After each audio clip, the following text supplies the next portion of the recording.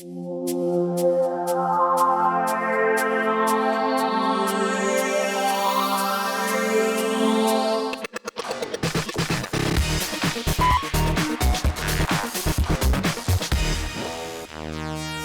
want to make a difference in students' lives, but I think there are many selfish motivations behind my desire to teach. I learn much more from my students than I could possibly ever give to them.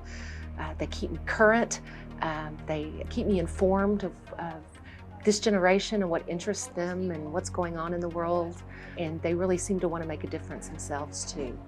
I think one of the most important things to remember about teaching is to know your audience. My students, many of them were born in the early 90s. The examples that I used to use in the early 90s don't apply to them anymore. I have to stay current. I have to bring in material that they can relate to. I don't have one formula that works. My philosophy now is try it. And I try new things every semester.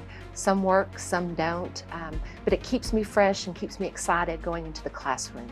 Engineering is kind of known for being dry and dull, and so a big part of my teaching is how do I engage students. I want them to care not just to learn for a grade, but how do I get them emotionally involved to really care with a passion what they're doing. I think students can't learn deeply unless they're emotionally engaged in their learning.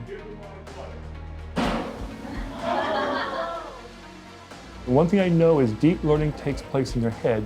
I cannot give them deep learning. So I see my goal as instructor would be to create environments which really promote them to learn deeply. And I think the most powerful tool we have as a teacher for them to do that is the idea of discourse. Getting them involved in a discourse about something they really care about.